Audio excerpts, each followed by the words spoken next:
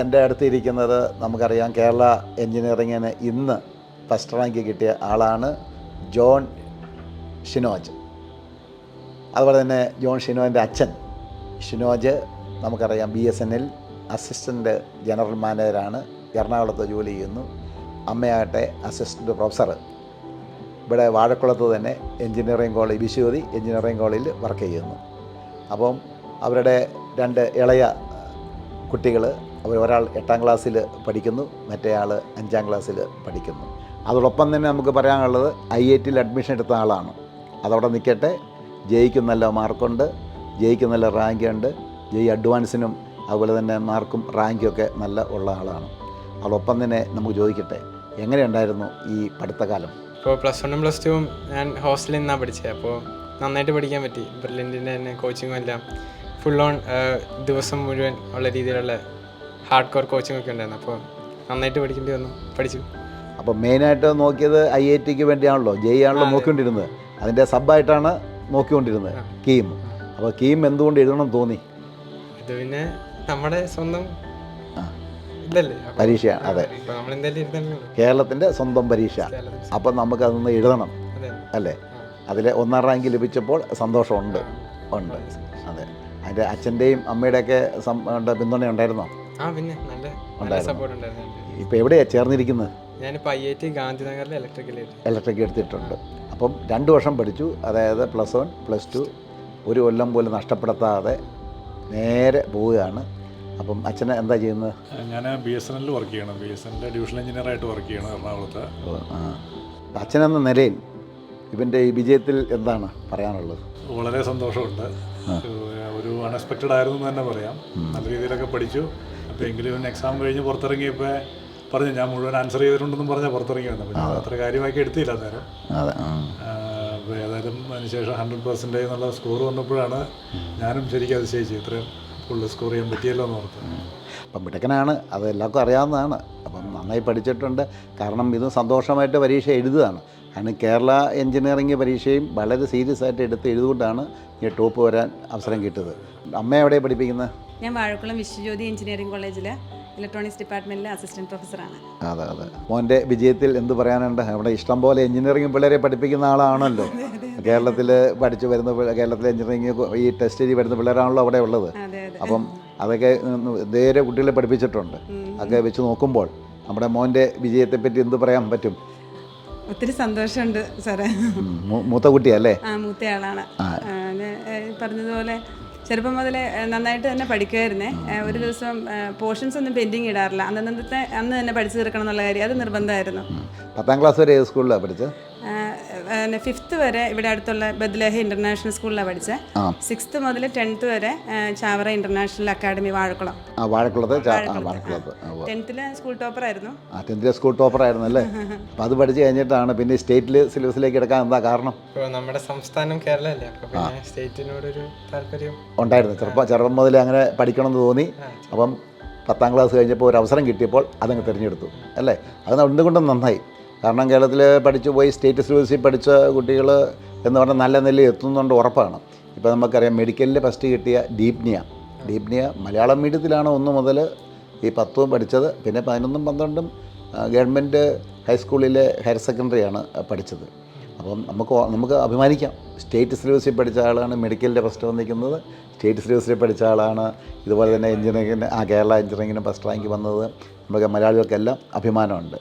അപ്പം മാന്നാനം തിരഞ്ഞെടുക്കാൻ എന്താ കാരണം? മാന്നാനം നല്ലൊരു സ്കൂളായിട്ട് എന്ന് വെച്ചാൽ ചെറുപ്പം മുതലേ നോക്കുമ്പോൾ എല്ലാവരും മാന്നാനത്തെ പറ്റി നല്ല അഭിപ്രായം പറഞ്ഞായിരുന്നു. ഇങ്ങനെ എൻട്രൻസിനാണെങ്കിലും ഒക്കെ നല്ല റിസൾട്ടൊക്കെ ഉള്ള ഒരു സ്കൂളായ സ്ഥിതിക്ക് അങ്ങോട്ട് തന്നെ പോകണമെന്ന് 10 കഴിഞ്ഞിട്ട് അപ്പനൊക്കെ സജസ്റ്റ് ചെയ്ത് ആദ്യമേ അത് തന്നെയായിരുന്നു. അപ്പോൾ അങ്ങനെ അവിടുത്തെ എങ്ങനെയുണ്ട് പ്രവർത്തനം? സ്കൂളിലെ പ്രവർത്തനമൊക്കെ പഠിത്തമൊക്കെ എങ്ങനെയുണ്ടായിരുന്നു? നല്ലതായിരുന്നു. എല്ലാ ടീച്ചർമാരും പിന്നെ അവിടുത്തെ പ്രിൻസിപ്പൽ അച്ഛനും എല്ലാം നല്ല അടിപൊളി സപ്പോർട്ടൊക്കെ. ഇവിടെ പ്രിൻസിപ്പൽ അച്ഛൻ ഫാദർ ജെയിംസ് മുല്ലശ്ശേരി അല്ലേ? അച്ഛൻ നല്ല സപ്പോർട്ടായിരുന്നു. അതെ. പിന്നെ നമുക്ക് ഏറ്റവും പ്രധാനപ്പെട്ട ഉള്ളത് ഈ പഠന രീതി. എത്ര ദിവസം എത്ര മണിക്കൂർ പഠിക്കുമായിരുന്നു? അത് എങ്ങനെയായിരുന്നു പഠിത്തം? അത് ഈ ക്വസ്റ്റ്യൻ ചെയ്ത് പഠിക്കുകയായിരുന്നോ അതോ വേറെ ഏതെങ്കിലും പുതിയ മെത്തേഡ് വല്ലതും ഉണ്ടായിരുന്നോ? ഞാൻ ഇപ്പോൾ അവിടെ ഒരു ടൈം ടേബിൾ ഉണ്ടായിരുന്നു. ക്ലാസ് പഠിക്കേണ്ട സമയത്ത് പഠിക്കും, പിന്നെ വൈകുന്നേരം കളിക്കേണ്ട സമയത്ത് കളിക്കും. അങ്ങനെ എങ്ങനെ പഠിച്ചതെന്ന് ചോദിച്ചാൽ തിയറി എല്ലാം സെറ്റാക്കി പിന്നെ കുറേ ക്വസ്റ്റ്യൻസ് ചെയ്ത് അങ്ങനെ പോയി. ഓരോ ചാപ്റ്ററിൽ നിന്നും നിരവധി ക്വസ്റ്റ്യൻസ് ചെയ്ത് പഠിക്കുമായിരുന്നു അല്ലേ? അത്യാവശ്യം നല്ല ജെയ് മെയിൻ്റെയും പഠിക്കും, ജെയ് അഡ്വാൻസിൻ്റെയും പഠിക്കും, കീമിൻ്റെയും പഠിക്കുമായിരുന്നു. അപ്പോൾ ഇതിൻ്റെ മൂന്നിൻ്റെയൊക്കെ പരീക്ഷകളുണ്ടായിരുന്നോ നിങ്ങൾക്ക്? ഈ എൻട്രൻസിൻ്റെ രീതിയിലുള്ള ഇപ്പം ജെയ് നീ എഴുതി, ജെയ് അഡ്വാൻസ് എഴുതി, കീം എഴുതി, ഇതുപോലെ വേറെ എൻട്രൻസ് പരീക്ഷ വല്ലതും എഴുതിയോ? വേറെ അമൃത, ബിറ്റ്സാറ്റ്, ഐസർ, കുസാറ്റ് എഴുതിയോ? കുസാറ്റ് എഴുതിയില്ല. ബാക്കി ബിറ്റ്സാറ്റൊക്കെ എഴുതി. അതിനൊക്കെ നല്ല സ്കോറും റാങ്കും ഉണ്ടെന്ന് നമുക്കെല്ലാവർക്കും അറിയാം.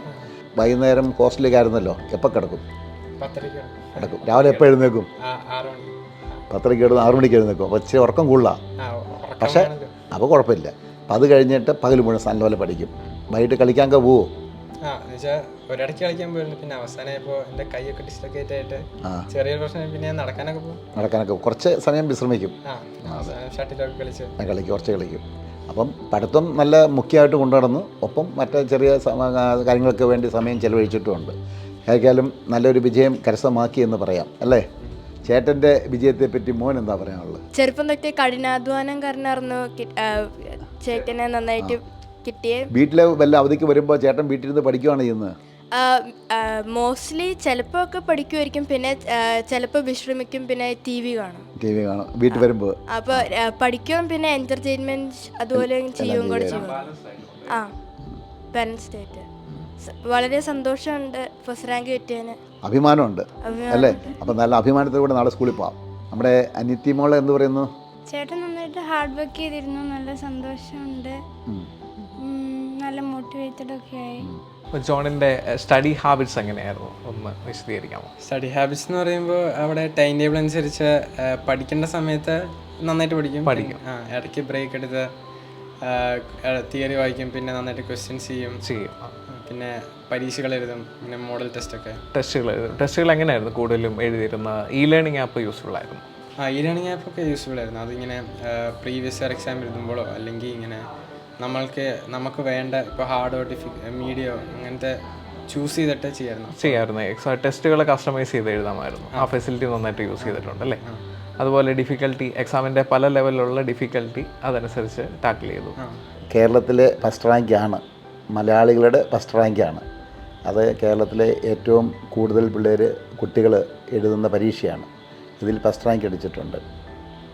ഇനി പരീക്ഷ എഴുതാൻ പോകുന്ന കുട്ടികൾ, അവർക്ക് എന്താണ് ഒരു സന്ദേശം? ഫസ്റ്റ് ആൻഡ് ഫോർമോസ്റ്റ് നന്നായിട്ട് ഹാർഡ് വർക്ക് ചെയ്യണമെന്ന് വിചാരിച്ച് തന്നെ പോകണം. പിന്നെ എത്ര ഇപ്പോൾ ഇടയ്ക്ക് നടന്ന പരീക്ഷകൾക്ക് ഇങ്ങനെ പൊട്ടിയാലും കോൺഫിഡൻസ് എപ്പോഴും മെയിൻറ്റെയിൻ ചെയ്യണം.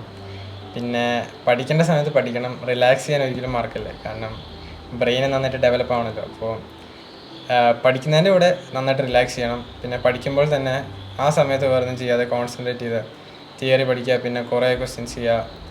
അതൊക്കെ അങ്ങനെ ബാലൻസ് ആയിട്ട് കൊണ്ടുപോകുമ്പോഴും പിന്നെ പഠിക്കേണ്ട സമയത്ത് ഒരു വിട്ടുവീഴ്ച വരാതെ പഠിച്ചാൽ മതി. അപ്പോൾ മോൻ നമുക്ക് ഫസ്റ്റ് റാങ്ക് കിട്ടി. ഇനി അങ്ങോട്ടുള്ള പഠനം നല്ലപോലെ തുടരുക. IIT-യിലായിരിക്കും പഠിക്കുന്നത്. എന്നാലും പഠനം നമ്മൾ അവസാനിപ്പിക്കുന്നൊന്നുമില്ല. പക്ഷേ ഈ പഠനം കൊണ്ട് നമ്മുടെ ഈ രാജ്യത്തിനും ഈ ലോകത്തിനും പ്രയോജനം കിട്ടണം. ഒരർത്ഥത്തിൽ പറഞ്ഞാൽ ഈ ലോകത്തെ തന്നെ നയിക്കേണ്ട ഒരാളായിട്ട് മാറണമെന്ന് നമ്മൾ അഭ്യർത്ഥിക്കുകയാണ്, അതിനുവേണ്ടി പ്രാർത്ഥിക്കുകയാണ്. അതിനുള്ള ഈശ്വരൻ മോനെ എല്ലാവിധ അനുഗ്രഹം നൽകട്ടെ എന്ന് ഞങ്ങൾ എല്ലാവരും ഒരുമിച്ച് ചേർന്ന് പ്രാർത്ഥിക്കുന്നു.